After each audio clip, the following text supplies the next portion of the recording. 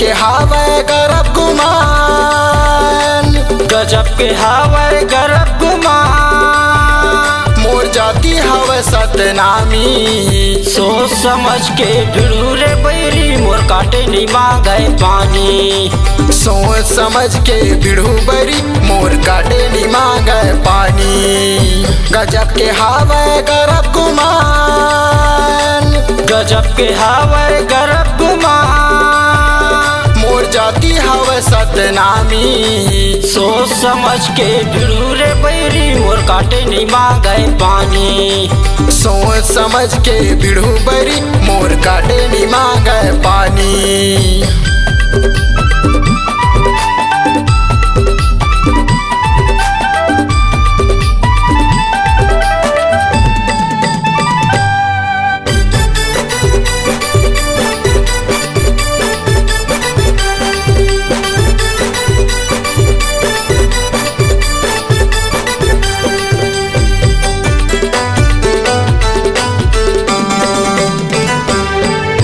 ना कखरो से लेना देना, ना कखरो झन रद्दा छे। पुरगे होही तोर दिन हता फिर सतनामी से भिड़ के देख।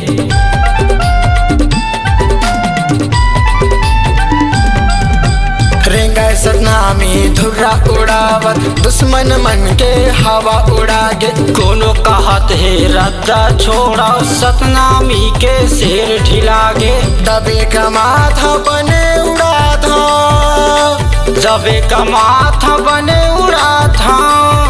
नहीं करो मैं कखरो गुलामी, सोच समझ के भिड़वे बैरी मोर काटे नहीं मांगे पानी। सोच समझ के भिड़ू बरी मोर काटे नहीं मांगे पानी।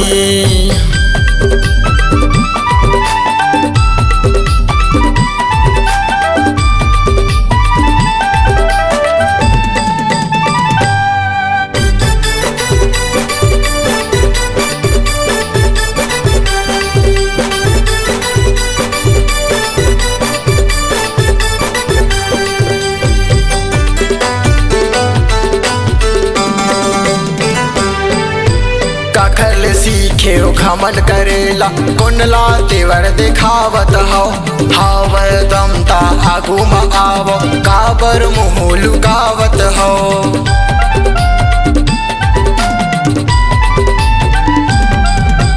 तुमन खेलो ना खेलो पिचकारी, सतनामी हा धरे तमंचा। सतनामी के आगू में आए त शेर के भांति मारे झपट्टा। मारे दहाड़ दहाड़ पहाड़, मारे दहाड़ तहले पहाड़। सौ कोस ले हुई सुनाही, सोच समझ के भिड़ू बैरी मोर काटे नहीं मांगे पानी।